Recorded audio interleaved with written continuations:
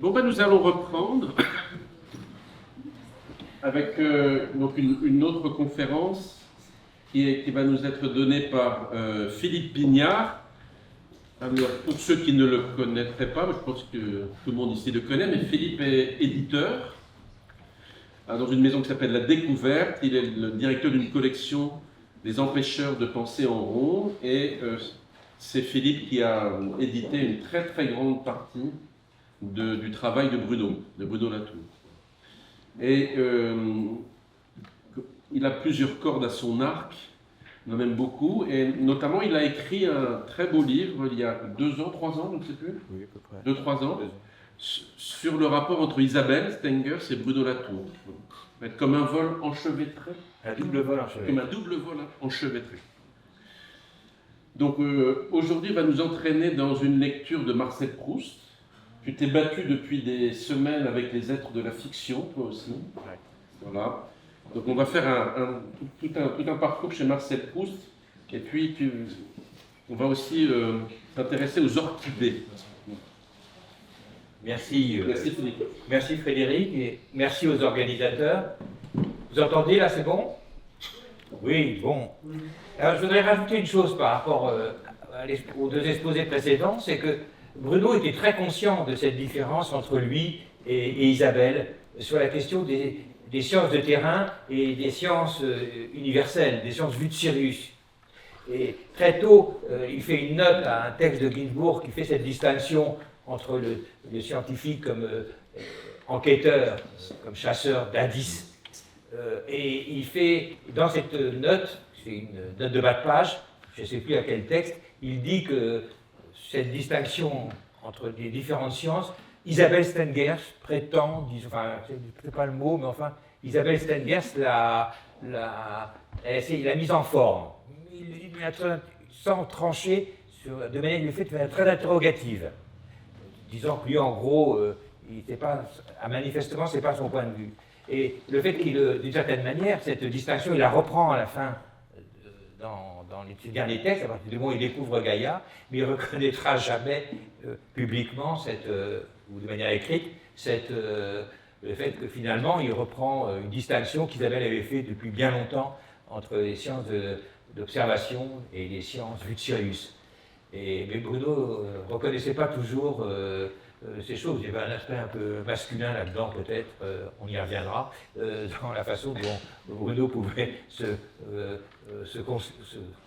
disons, expliquer ces choses-là. Je voudrais d'ailleurs remercier en introduction Émilie H, qu'on entendra demain, parce que je n'aurais jamais pu être introduit à cette réflexion sans avoir lu, entre autres, Paul Preciado, que Émilie m'a vivement encouragé à lire et qui m'a inspiré aussi dans le travail que j'ai fait, même si je ne le citerai pas parce que sinon ce serait trop long. Alors, on va commencer directement donc par une lecture d'un texte de plusieurs extraits de Marcel Proust qui vont nous permettre d'avancer sur ce projet, de comprendre. Alors, premier extrait. C'est donc un extrait du volume intitulé Du côté de chez Swann, donc le premier volume, et c'est la première scène a lieu entre Swann et Odette, et encore sa maîtresse et pas son épouse. Alors je vous lis ce texte. Elle tenait à la main un bouquet de cattleya, les cattleya c'est des orchidées, et Swann vit sous son fonchon de dentelle qu'elle avait dans les cheveux des fleurs de cette même orchidée attachée à une aigrette en plume de cygne. Elle était habillée sous sa mantille d'un flot de velours noir qui, par un rattrapé oblique, découvrait en un large triangle le bas d'une jupe de faille blanche à l'ouverture du corsage décolleté où étaient enfoncées d'autres fleurs de cattleya. Elle était à peine remise de sa frayeur, il y a eu un choc dans le véhicule qui était tiré par un cheval, il y a eu un obstacle à franchir. Elle était à peine remise de sa frayeur que Swann lui avait causé quand un obstacle fit faire un écart au cheval. Ils furent vivement déplacés, elle avait jeté un cri et restait toute palpitante, sans respiration. Alors là, je saute un passage et je continue. Et Swann lui dit « Cela ne vous gêne pas que je remette droit les fleurs de votre corsage qui ont été déplacées par le choc? J'ai peur que vous ne les perdiez, Je voudrais les enfoncer un peu. Sans commentaire, là. Et ensuite, il continue. C'est toujours Swann qui parle. Voyez, il y a un peu... Je pense que c'est du pollen qui s'est répandu sur vous. Vous permettez que je l'essuie avec ma main? Je ne vais pas trop fort, je ne suis pas trop brutal, je vous chatouille peut-être un peu. Se saute un petit passage. Et bien plus tard, quand l'arrangement ou le simulacre rituel d'arrangement des Cattleya fut depuis longtemps tombé en désuétude, la métaphore faire Cattleya, donc c'est toujours Proust qui parle, devenu un simple vocable qu'ils employaient sans y penser quand ils voulaient signifier l'acte physique. Proust écrit, ou d'ailleurs on ne possède rien, survécu dans leur langage où elle commémorait à cet usage oublié. Et peut-être cette manière particulière de dire faire l'amour ne signifiait-elle pas exactement la même chose que ces synonymes? C'est important. Fin de la première scène. Alors maintenant, nous allons nous transporter au volume 4, donc on va franchir 3 volumes, et on va passer à un autre épisode qui est raconté au début du volume, Sodome et Gomorrhe. Proust commence ainsi, je cite. « À défaut de la contemplation du géologue, j'avais au moins celle du botaniste. » C'est important, je le considère là comme un botaniste. Et regardait par les volets de l'escalier le petit arbuste de la duchesse. Il faut dire que le narrateur, Marcel, je ne sais pas si c'est Proust, le narrateur habite à ce moment-là dans la cour de l'hôtel, dans le fond il y a l'hôtel de Guermantes, il habite sur les côtés des appartements qui sont loués, et sur la droite il y a des boutiques qui sont installées, donc qui va jouer un rôle important. Et donc Proust peut observer depuis les fenêtres à la fois la façade de l'hôtel des Guermantes et les boutiques qui sont de l'autre côté. J'avais du moins celle du botaniste et regardais par les volets de l'escalier le petit arbuste de la duchesse qui a fait des plantations devant sa façade, et la plante précieuse, exposée, une orchidée, exposée dans la cour avec cette insistance qu'on met à faire sortir les jeunes gens à marier. Et je me demandais si l'insecte improbable viendrait par un hasard providentiel visiter le pistil offert et délaissé. Alors, je continue un peu plus loin.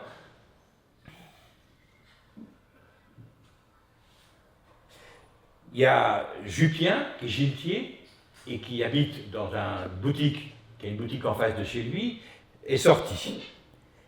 Vient de quitter l'hôtel des Guermantes, et pour rentrer chez lui. Et donc, Proust écrit, « Je résolus de ne plus me déranger de peur de manquer l'arrivée presque impossible à Espirée de l'insecte envoyé de si loin en ambassadeur à la Vierge qui depuis longtemps prolongeait son attente. Je savais que cette attente n'était pas plus passive que chez la fleur mâle, dont les étamines s'étaient spontanément tournées pour que l'insecte pût plus facilement le recevoir. » Alors puis, à ce moment-là, M. Charlus sort de l'hôtel de chez Guermantes, ils font partie de la même famille, et Proust écrit « Il est enraciné comme une plante. » Survient à ce moment-là Jupien, qui est cloué au sol devant Charlus.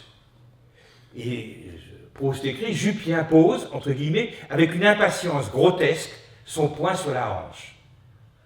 Et il continue, il fait saillir son derrière, prend des poses avec la coquetterie qu'aurait pu avoir l'orchidée pour le bourdon providentiellement survenu. Cette scène, continue Proust, était, si je cite, était empreinte d'une étrangeté, ou si l'on veut, d'un naturel dont la beauté allait croissant. C'est tout à fait étonnant. Il vient de dessiner une scène dont il dit qu'elle est grotesque, celle de Jupien qui commence à tourner autour du baron Charlus, et il dit que la beauté de cette scène allait croissant. Rappelons que pour Proust, je cite, la beauté n'existe que dans le désir. Elle est, je cite, une œuvre d'art que chacun complète à sa manière. Et c'est pourquoi M. de Charlus peut être à la fois grotesque et la scène être pleine de beauté. Continuons. Au même instant où M. de Charlus avait passé la porte en sifflant comme un gros bourdon, un autre, un vrai celui-là, entrait dans la cour. Qui sait si ce n'était pas celui attendu depuis longtemps par l'orchidée et qui devait lui apporter le pollen si rare sans lequel elle resterait vierge. Revenons à Charlus. À ce moment-là, Charlus s'enferme avec Jupien dans la boutique de ce dernier, à l'abri des regards, et Proust écrit « Je ne puis plus rien entendre ».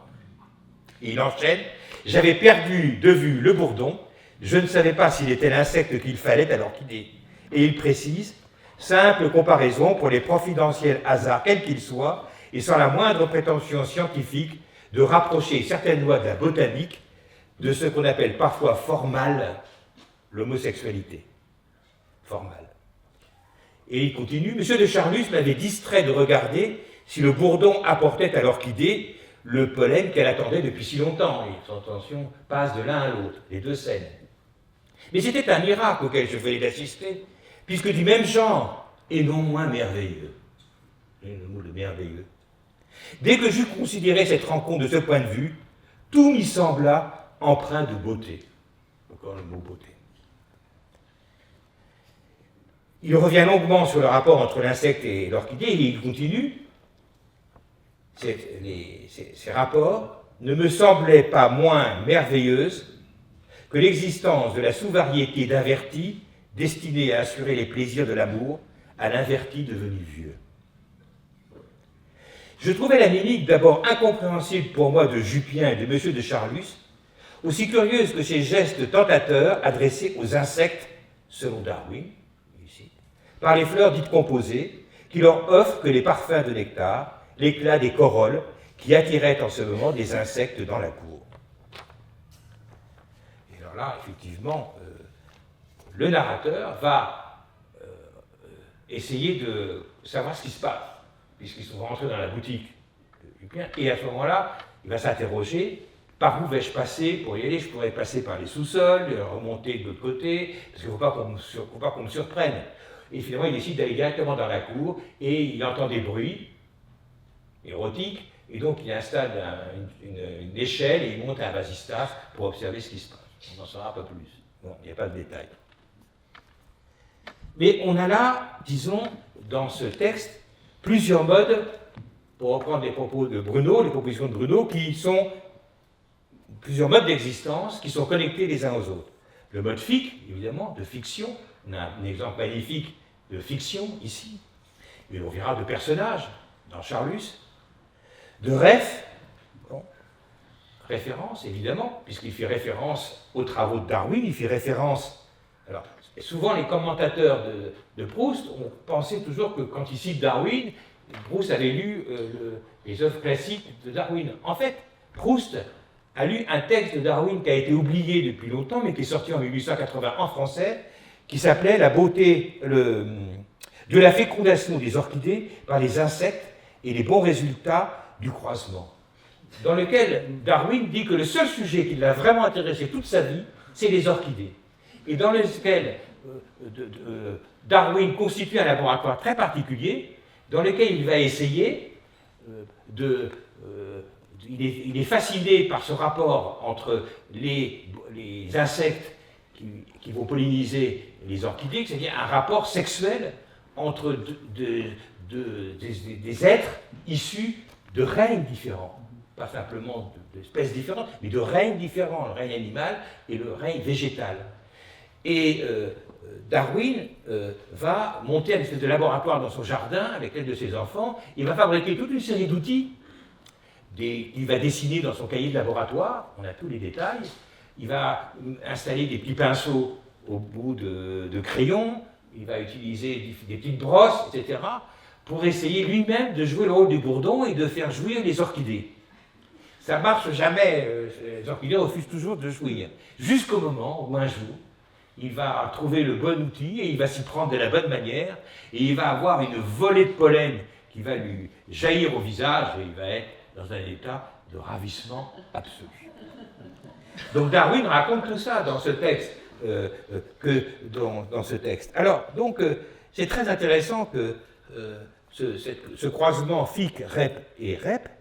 Alors évidemment, et rep, c'est aussi un croisement avec rep, mais c'est un rep qu'il faudrait modifier comme l'ont proposé tout à l'heure Didier et Isabelle. C'est un rep un peu élargi et un peu différent. Parce qu'il ne s'agit pas de la nature ici. Et là, on peut faire le contraste entre le texte, ce qu'ils essayent de nous faire passer comme message, ce qu'essaie de nous expliquer Proust, et ce que faisait André Gide à la même époque, dans un livre qui s'appelle Corridon, et dans lequel Gide essaie de nous expliquer que l'homosexualité, c'est quelque chose de naturel, parce que ça existe chez les animaux. Ce n'est pas du tout le raisonnement de Proust, parce que lui, il prend l'exemple le plus incroyable dans la nature, entre guillemets, qui est l'exemple des orchidées et des bourdons, qui est un exemple qui n'a rien à voir avec le type d'exemple que choisit Gide. Gide, on pourrait dire qu'il est complètement dans la bifurcation de la nature, c'est-à-dire il y a d'un côté une nature objective, et il faudrait absolument trouver un moyen de rattacher l'homosexualité à cette nature objective, telle qu'on peut la décrire objectivement. Ce n'est pas du tout l'ambition de Proust. Darwin, pareil, Darwin, je crois qu'il n'a pas fait bifurquer la nature dans sa description des orchidées. C'est les héritiers de Darwin qui feront bifurquer la nature en ne s'intéressant qu'aux substances chimiques qui sont relâchées par les orchidées et qui sont captées par les bourdons. Darwin, il est beaucoup plus dans une économie du désir, qu'il essaye de mimer d'ailleurs. Il est dans une économie du désir qu'il décrit sans bifurcation de la nature. Donc je me sers ici non pas du texte de Darwin lui-même, mais d'un long commentaire qui a été écrit par deux militantes féministes, Oustak et Mayos, préfacé par Mélisse de Kerangal et Vinciane Després, je me permets de la saluer au passage, qui ont fait dans un texte qu'on a édité en français sous le titre Le ravissement de Darwin, qui raconte un peu ce rapport de Darwin et la différence qu'il y a entre Darwin et ses successeurs pour analyser ce qui s'est passé là. Donc, ce texte n'est pas choisi cette situation n'est pas choisie par hasard par Proust, et il fait tout pour éloigner la question de l'homosexualité, qu'elle soit naturelle ou pas. Il éloigne la question de l'homosexualité. Ce que nous décrit Proust, c'est une nature non bifurquée. Ce dont il hérite, c'est d'une nature non bifurquée. Alors là, je voudrais vous citer le projet de Latour, évidemment, ça correspond bien au projet de Latour. Latour, quand il dit qu'il faut, quand il écrit contre la bifurcation de la nature, il dit qu'il faut inverser la bifurcation, j'emploie ce mot, renoncer, et là il va très loin dans sa description de ce qu'est la bifurcation de la nature. Ce n'est pas simplement les qualités objectives, les qualités subjectives. Il dit qu'il faut renoncer à la distinction entre l'objectif et le subjectif, entre la raison et la déraison, entre l'archaïque et le progressif, entre la science et la culture, entre le local et le global. C'est dans la conclusion de l'enquête sur les modes d'existence. Et je voudrais vous citer un autre passage de Bruno, qui va dans le même sens. Voilà. Je voudrais vous citer un autre passage, effectivement, dans ce texte, Oustak et Mayos, quand elles décrivent l'importance du texte de Darwin, insistent sur l'importance de la gestuelle, des gestes, du corps du chercheur, tel qu'il est engagé dans son observation et dans le fait de rapporter ce qui se passe du phénomène qu'il observe. Or, Proust épouse également la pratique de Darwin. Il rejoue une scène semblable.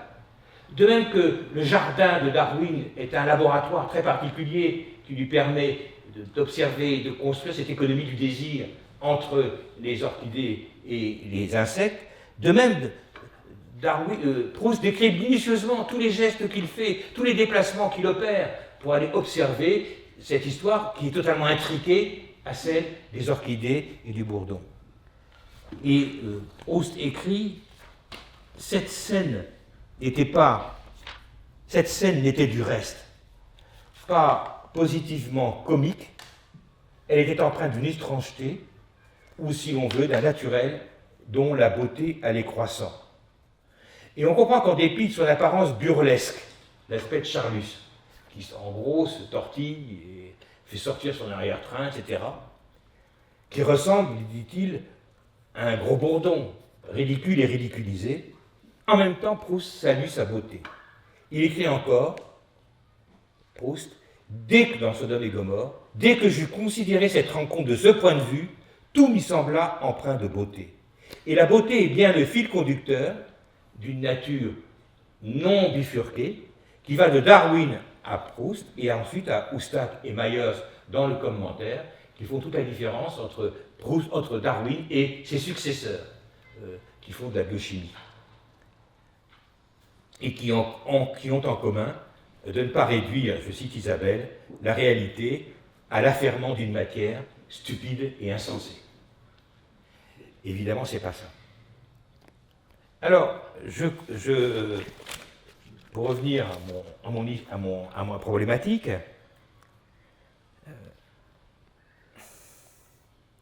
là aussi, on voit, tout à l'heure, Didier et Isabelle ont insisté sur le thème de l'inquiétude. On voit comment l'inquiétude, dans le travail de Darwin, il y a toujours cette inquiétude. Vais-je réussir ou pas à faire jouer les orchidées?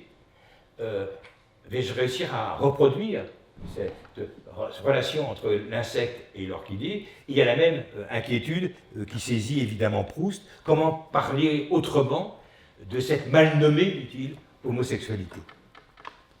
Donc, je crois que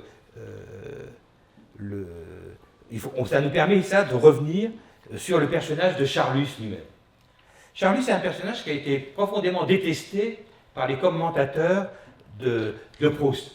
Je pense par exemple à comment elle s'appelle, qui a écrit les mémoires d'Adrien Marguerite Yourcenar, qui dit que pour elle, Proust, c'est son auteur emblématique et préféré, mais dit-elle, mais je déteste ce personnage de Charlus qui surgit à tous les moments. Et évidemment, le personnage de Charlus, il est très contradictoire avec les homosexuels pommadés d'Antinoüs ou d'Adrien qu'elle préfère et qu'elle met en avant dans ses propres romans. Le personnage de Charlus, je voudrais revenir maintenant dessus, est emblématique d'une condition qui n'est pas celle de l'homosexualité. Et qui, d'une certaine manière, on pourrait là s'inspirer de ce que Méheust a écrit sur Proust, est quelque chose qui vient très en avance par rapport à ce qui se concrétisera bien après Proust, mais qu'on peut aujourd'hui appeler la condition LGBTQ. Charlus est l'objet de métamorphoses permanentes, jusque dans les manières de s'appeler, ses titres nobiliaires.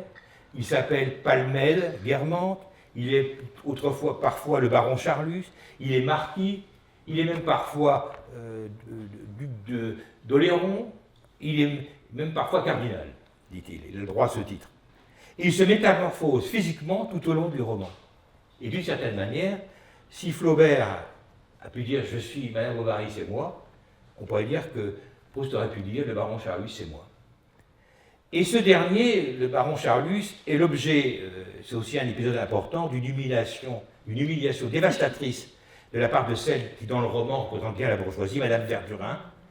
Et on y reviendra dans le dernier volume. Il sort aussi en sang, figure presque christique et blasphématoire en même temps, d'une maison de passe pour garçons qu'il a aidé Jupien à créer, et qui apparaît dans le dernier volume de La Recherche, et où le baron Charlus va se faire fouetter par des mauvais garçons et sort ensanglanté et blessé des séances de sadomasochisme auxquelles il se livre. Il sort ce que je vis alors, écrit Proust, fut l'un des spectacles les plus affligeants que j'ai jamais contemplés. Le baron de Charlus était la méconnaissable, bouffi, sanglant, haletant, presque sans connaissance, pendant qu'un homme le battait avec une brutalité effrayante. Je fus frappé de voir combien, dans l'abjection et la douleur, ce visage que j'avais connu si fier semblait suppliant et humble. Charlus n'a pas de statut jamais définitif et substantiel dans La Recherche. Il est homme et femme. Monsieur de Charlus était une femme, dit à un moment donné le narrateur, dans Le Côté de Guermantes. une formule qui à l'époque a horrifié beaucoup d'homosexuels dans la période des années 70, où la question LGBT ne se posait pas de cette manière-là, et l'idée qu'on puisse dire le baron Charlus est une femme, ça choquait à l'époque beaucoup et ça ne plaisait pas. Alors que, donc, Proust écrit encore, c'est là qu'il faut que je cite ça.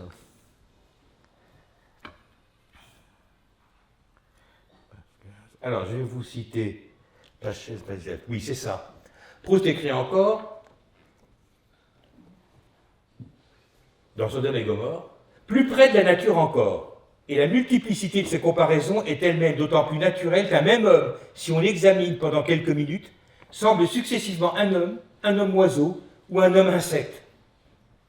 Et ça, ce point de vue de Proust, ce que j'ai envie d'appeler, pour reprendre une formule héritée du mouvement LGBTQI, aujourd'hui, et en particulier des gens, des théoriciens que j'ai cités, c'est la fluidité entre les gens. C'est ça qu'intéresse Proust, c'est la fluidité entre les genres.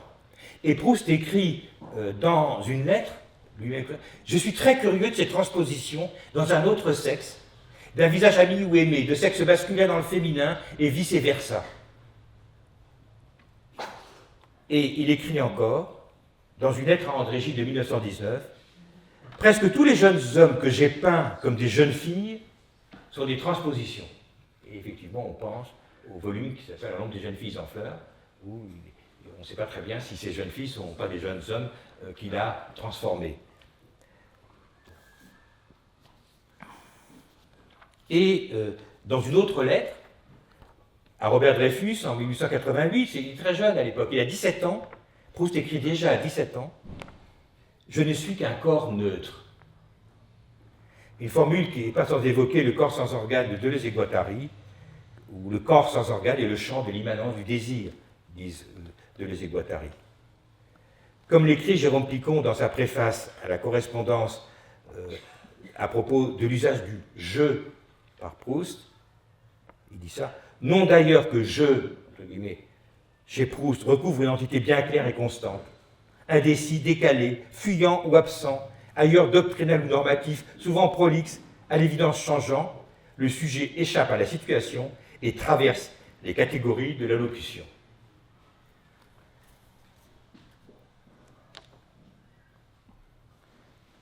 Donc on peut dire que on peut maintenant revenir sur les notions que nous a proposées Bruno. Il est quelle heure là? Il est 11h. On peut revenir sur les notions que nous propose Bruno, et entre autres sur cette caractérisation de ce mode d'existence qui est exemplifié pour moi ici et illustré par Proust de la question de Fichte. Alors, c'est intéressant de constater que Proust avait aussi un point de vue sur ce qu'était la fiction.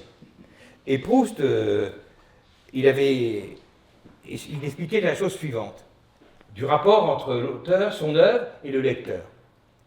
Et Proust écrivait, « En réalité, chaque lecteur est, quand il lit, le propre lecteur de soi-même. L'ouvrage de l'écrivain n'est qu'une espèce d'instrument optique qu'il offre au lecteur afin de lui permettre de discerner ce que sans ce livre, il ne peut être pas vu en soi-même. La reconnaissance en soi-même, par le lecteur, de ce que dit le livre, est la preuve de la vérité de celui-ci et vice-versa, au moins dans une certaine mesure. La différence entre les deux textes pouvant souvent être imputée non à l'auteur, mais au lecteur. Mais d'autres particularités, comme l'inversion, peuvent faire que le lecteur a besoin de lire d'une certaine façon pour bien lire. L'auteur n'a pas à s'en offenser, mais au contraire a laissé la plus grande liberté au lecteur en lui disant « Regardez vous-même si vous voyez mieux avec ce vers-ci, avec celui-là ou cet autre. » Et Latour lui écrit pour décrire les lettres de fiction, et ça résonne bien, je trouve, avec ce que Proust en pensait, ce que les êtres de fiction sont les seuls à permettre, c'est que les figures envoyées dans les formes par débrayage dans d'autres temps, dans d'autres espaces et d'autres actants, sont aussi capables, par rétroaction, de figurer l'énonciateur aussi bien que l'énonciataire. Et ce que, évidemment, c'est ce dans ce mouvement que je m'inscris, comme celui qui a écouté Proust et qui prolonge effectivement la proposition. Alors, on pourra encore citer d'autres passages de Proust sur ce qu'est Fichte, parce que c'est pas très simple, Fichte. Et Latour dit par exemple sur Fichte, il écrit le croisement entre Fichte et Ref est en effet riche, car c'est de la collaboration de ces deux modes que nous tenons une grande partie de notre idée du monde et de sa beauté, dit Bruno. Il n'y a pas d'autre monde, au-deçà ou en delà, mais le double envoi de la fiction et de la référence. Évidemment, il donne dans ces situations un privilège donné à Ref par rapport à Fichte. Bon, et je crois que ça s'applique bien dans les deux sens. Il dit encore,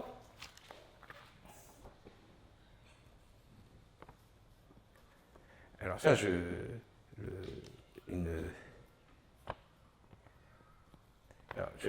là, je vais citer Isabelle, dans son procès avec Whitehead, qui m'a beaucoup aidé aussi à travailler sur Proust, où Whitehead explique ce qui caractérise le pragmatisme, c'est affirmer tout ce qui existe, tout ce qui se produit, tout ce qui se crée, en tant qu'irréductible à une raison plus haute que la décision d'exister, de se produire ainsi et pas autrement, d'affirmer et d'exhiber telle valeur et pas une autre. Et là, c'est très important parce que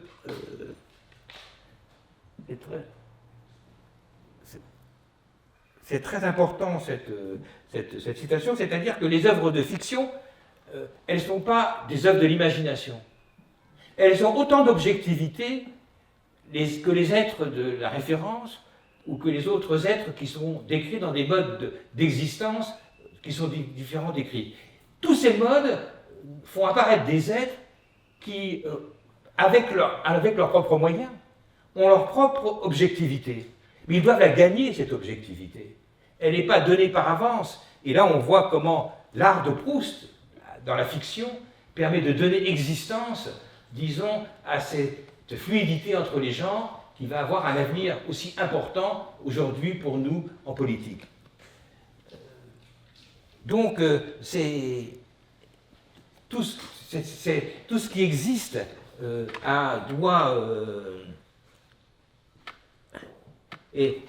dit Bruno, il aimait bien ce mot, à sa propre patuité, à sa propre existence réelle. Il n'y a pas du plus réel, du moins réel, de l'imaginaire, du symbolique et du réel. Toutes ont des existences réelles. Alors, je voudrais vous citer encore Bruno, que ça peut nous aider. 5, page 6. Bruno écrit ceci. Comme une mère aime tous ses enfants avec le même amour exclusif et total, elle doit reconstruire pour chaque mode sa manière exclusive d'exiger sa vérité. Les êtres de fiction ont autant de poids de réalité, Bruno dit, une réalité pleine et entière en son genre, avec son propre mode de véridiction. Et Bruno écrit encore un peu plus loin, dans la conclusion de l'enquête, même l'ingénieur, se délaisser de la morale traditionnelle, doit faire une immense différence entre le bien et le mal. Ne moralise-t-il pas lui aussi à sa façon? Et les œuvres de fiction, est-ce qu'elles ne vous obligent pas? Fichte, dit-il. Est-ce qu'elles ne vous obligent pas? Il le répète 2 fois. Ne sommes-nous pas tous capables de discriminer dans le moindre film, le moindre roman, ce qui est bien et ce qui est mal agencé? Et il continue en expliquant, je l'ai montré plusieurs fois, chaque mode prend sous sa protection tous les autres. C'est très important cette affaire-là. Pour les êtres, entre autres, par rapport à l'intervention précédente de Didier et d'Isabelle, je crois que c'est important, cette formule-là, elle prépare quelque chose. Pour les êtres de la fiction, tout, même la nature, même le droit, même la science, est l'occasion d'esthétiser. Et effectivement, quand Bruno commence par questionner les modes d'existence, il vide tout. Il fait une espèce que Guattari appelle ça un curtage absolu.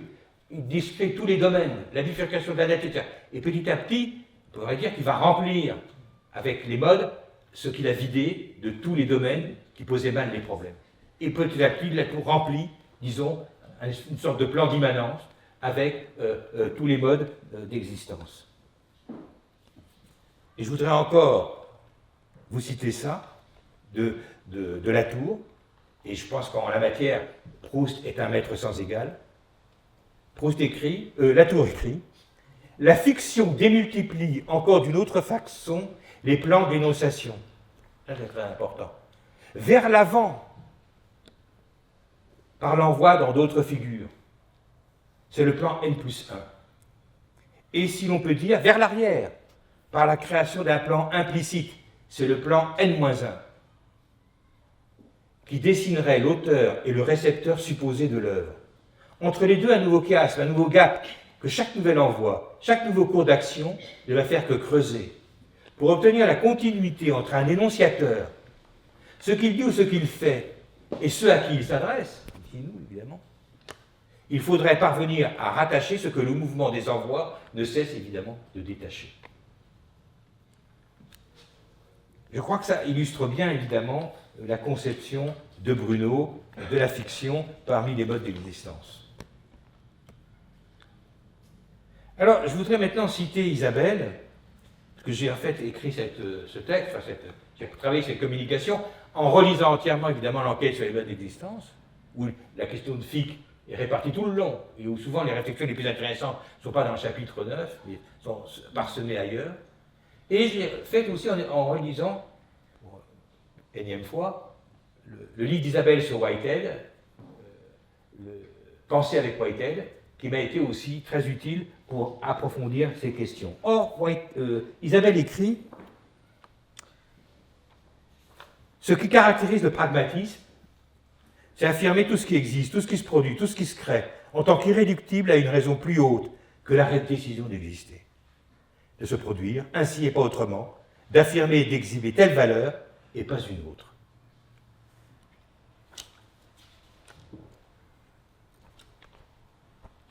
Et alors elle continue.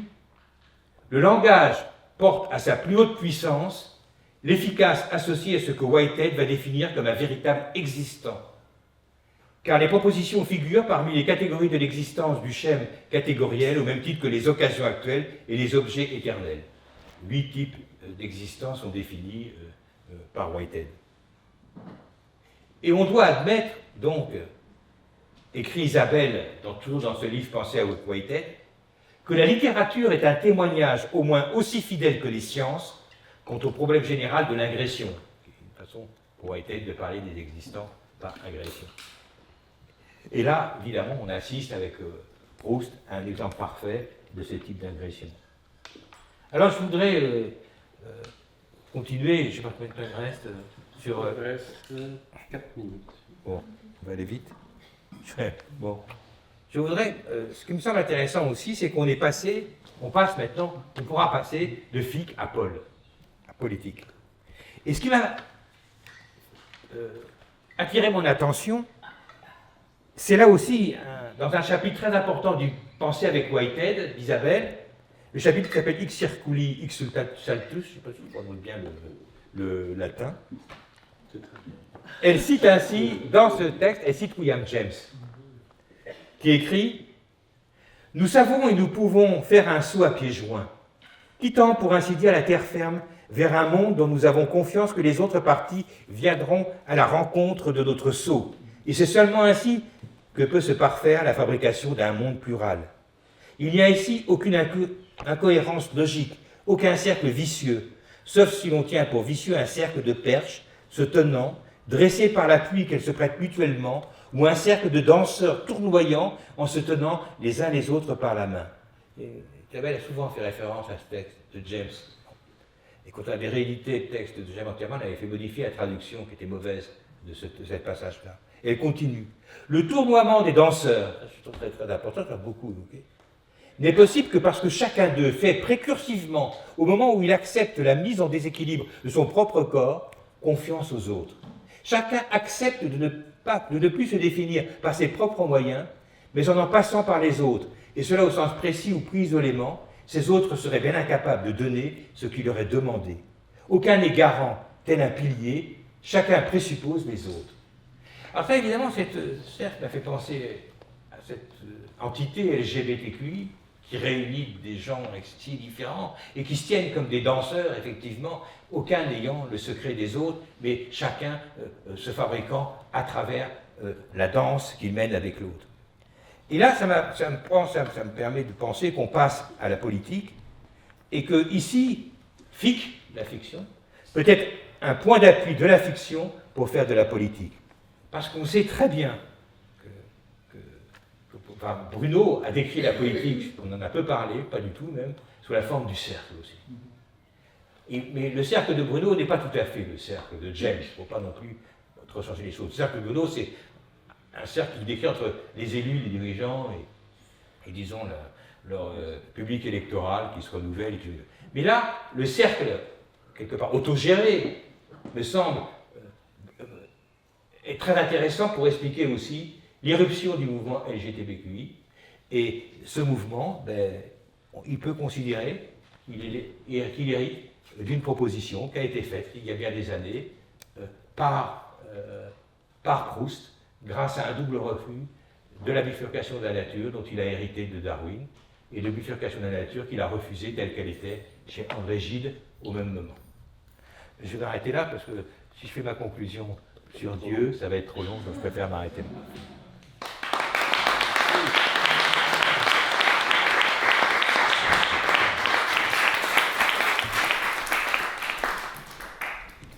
Mais la conclusion sur Dieu, tu l'écriras. Elle est écrite. Oui, tu la publieras, je veux dire. Je te l'enverrai. Merci. Voilà. Alors, qui veut prendre la parole? Il y a Déborah et puis ensuite Émilie. Déborah, vous voulez commencer? Parlez très... Vous pouvez même vous lever, je pense que... je vais essayer de parler... Vous parlez bien fort. Fort, oui. Merci beaucoup, Philippe. C'était très beau. Et... tu as vraiment mis en évidence le rôle du lecteur, ou l'importance aussi du lecteur, de la figure du lecteur ou de la lectrice chez Bruno, même si après on reviendra peut-être à la question des modes d'existence. Je disais que... Extrêmement gênant. C'est ce que vous voulez éviter, Déborah. Voilà, exactement. Non, mais t'es un peu une femme de théâtre, alors quand même. Voilà, on va faire du théâtre. Je vais mettre là, carrément, quand il y a la fin. Oui, je disais que Philippe a mis en évidence l'importance du lecteur, de la figure du lecteur et de la lectrice chez Bruno, qui apparaissait sous différents avatars, sous la forme de l'anthropologue, de l'étudiant, donc Ogitamus, quelque part, sont des avatars de cette figure. Et je vais quand même prendre mes notes parce que sinon ça va être catastrophique. Et oui, je voulais juste souligner ça et cette continuité que tu décris entre l'énonciateur et la personne à qui il s'adresse, qui est très présent dans le chapitre sur la fiction. Effectivement, il y a un rôle de la lecture, il y a un rôle du lecteur ou de la lectrice qui est reconnu, et parce que c'est dans l'acte aussi d'interprétation et de la lecture qu'on évite d'aplatir le monde, qu'on évite justement d'écraser les invisibles qui sont soigneusement figurés par l'auteur ou l'autrice. Donc là aussi, il y a vraiment un rôle reconnu, donc une relation dans la fiction entre l'écrivain et puis le lecteur. Voilà. Et enfin, c'était extrêmement important pour Bruno, d'où le fait qu'il guidait absolument aussi son lecteur à travers différentes stratégies narratives et rhétoriques surtout. Donc voilà, les lectures comme moyen d'éviter d'écraser les cosmologies déployées dans les textes de fiction aussi. Et c'est là où je voulais peut-être reprendre la question que je voulais poser tout à l'heure. Est-ce qu'on pourrait intégrer dans les savoirs mineurs auxquels vous pensiez surtout aux dispositifs, aux jardiniers, mais aussi aux dispositifs thérapeutiques, est-ce qu'on pourrait inclure aussi donc, ces pratiques esthétiques, ces pratiques artistiques qui justement utilisent plus ou moins la fictionnalisation, si ça dépend des dispositifs. La fiction n'a pas forcément la même importance dans tous les dispositifs de manifestation des invisibles, mais est-ce qu'on ne pourrait pas justement reconnaître aussi à la fiction cette capacité de participer à l'entretien des invisibles nécessaires à la reproduction. Et du coup, je me demande aussi mais peut-être qu'Émilie, tu vas en parler. Voilà, quelle est la différence alors entre les êtres vivants, si on pense à la reproduction, et certains invisibles qui ont besoin de la métamorphose et peut-être aussi de la fiction pour continuer à exister, à persister. Voilà. Et donc je pense en fait aux dieux, aux ancêtres, aux morts, aux esprits, à tous ces invisibles-là, qui sont nécessaires aussi au maintien des vivants, à leur persistance. Voilà. Désolée pour ce Merci. Je réponds maintenant ou tu dis oui? Oui et non, effectivement, ça m'a beaucoup frappé chez Bruno, cette insistance sur la différence entre l'énonciateur et l'énonciataire, et le fait qu'il y a N-1. Alors, qu'est-ce que c'est N-1 ici? Peut-être que c'est l'œuvre de Darwin, bon point, et l'œuvre de Gide, finalement aussi, dont il refuse, et qui n'a pas survécu d'ailleurs. Parce que s'il y a bien là, la différence entre le bon et le mauvais, elle apparaît bien, c'est que Gide, c'est rien, quoi. Le corridon, c'est rien. Il y a quelques Américains là, qui se battent pour dire que l'homosexualité, c'est naturel, etc., inné, etc. Enfin, il y a des débats, mais qu'on n'a pas, nous. Ce pas des débats qu'on a. Et je pense que un grand avantage qu'on a finalement en France, c'est que le mouvement LGBTQI, et les gens qui en ont parlé, je pense à Judith Butler ou Éric Fassin dans sa préface, n'ont pas refusé tout de suite la bifurcation de la nature. On refusait tout de suite de dire il y a le sexe d'un côté et le genre de l'autre. Le sexe, c'est la biologie, et le genre, ce serait la culture. C'est un refus total de ça dès le départ. Ils ont bien compris que là, il y avait un piège. Ils l'ont évité. Et ça, je trouve que c'est très intéressant d'avoir évité ce piège.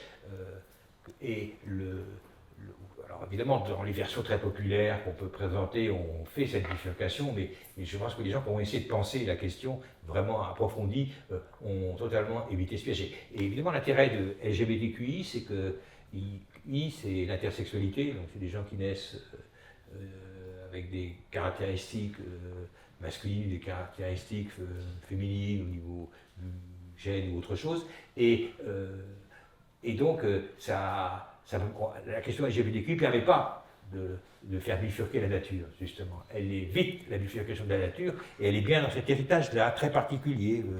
Et alors, effectivement, finalement, ce que dit Bruno là n'est pas très original, parce que Balzac est le premier à l'avoir dit, très précisément. Proust le dit aussi très précisément, ça, j'ai pu citer le passage, et Balzac aussi fait la différence. Il dit, l'œuvre, on vous la donne au lecteur, transportez-la, faites-en ce que vous voulez, et puis Proust dit, il va très loin dans l'idée qu'on est responsable de l'œuvre telle qu'elle est faite, et c'est là que se joue ça marche ou ça marche pas, quoi.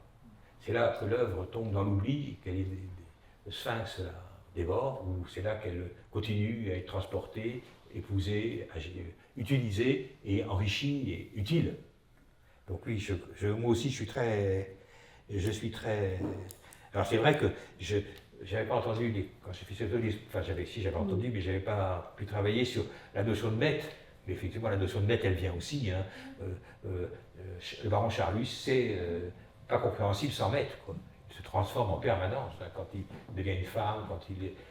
C'est une opération de transformation assumée avec tous ces noms différents, tous ces titres différents, toutes ces situations différentes dans lesquelles il est impliqué, jusqu'à cette figure un peu christique à la fin du martyr qui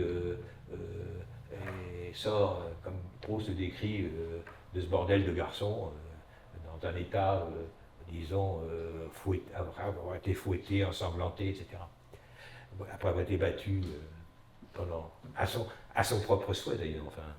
Un tout petit mot rapide, j'avais pas fait le lien comme ça, mais effectivement au 19e, à mesure que s'autonomise aussi la littérature, qu'elle apparaît comme un art à part de plus en plus, finalement grandit l'inquiétude et le travail des écrivains pour activer le lecteur. Oui. Émilie ? Oui, je voulais revenir, merci Philippe, sur le... Plus fort. Ton point sur l'orchidée que tu reprenais. J'essaie de me demander en fait ce que tu faisais. Ce que je faisais. Par rapport à l'enquête, je me demandais, voilà, c'est une question, on remarque, je sais pas, parce que là, c'est finalement justement une contribution par rapport à ce qui a été dit ce matin, au croisement rep-met. En fait, c'est comme ça que je l'ai finalement entendu, je ne sais pas si. Au sens où. Ça serait quoi l'idée? Ça serait une forme d'actualisation de ref version retravaillée à travers une sorte de, je sais pas, de leçon. Enfin, que la leçon queer de la biologie version post-Darwin-Margulis pourrait s'inscrire dans ce croisement, dans ce croisement RefNet, oui, c'est dans RefNet, pardon, au sens où, comment, oui, pardon, oui, que du point de vue de l'évolution, donc quoi, bête ou bref. C'était une question, tu sais, je ne voulais pas te corriger.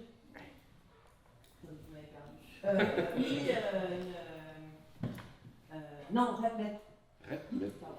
Donc, du point de vue de l'évolution, on va dire le sexe reproductif ou même la question de la binarité des genres, c'est ni une nécessité, c'est ni un avantage. Que loin de représenter une supériorité, on peut dire évolutive, ça a été montré comme des résultats quasi accidentels qui se sont maintenus parce que finalement ne posaient pas trop de problèmes et que ça laisse la place à toutes les autres formes de reproduction, on peut dire même asexuelle, bi, intersexe et autres. En gros, bon voilà, c'était juste pour commenter.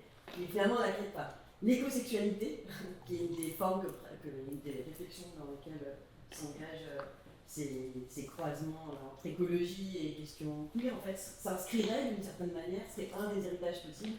On découvre plein de choses de la tour et sa redéfinition.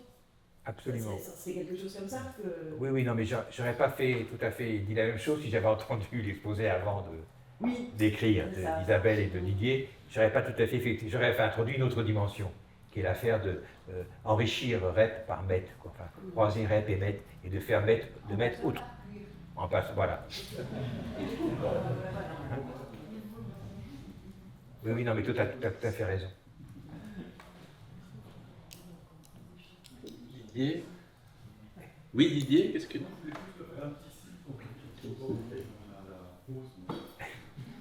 Ah, oui, j'ai pas tout oublié. Est-ce qu'il y a encore une question, puis on va prendre un peu de retard et on va faire une pause. Est-ce qu'il y a encore une question pour Philippe? Alors, je voudrais dire quand même Oui. en conclusion que j'ai beaucoup pensé aussi en faisant ce travail à Chantal Latour, qui est toujours très attachée aux questions justement, enfin, qu'il y a un attachement très particulier à Fix sous la forme des différentes formes musicales, artistiques, littéraires ou autres. Et j'ai beaucoup pensé aussi à Chantal en l'écrivant. Voilà, donc c'était écrit sous l'égide de Chantal et d'Émilie. Eh bien, écoute, merci beaucoup Philippe.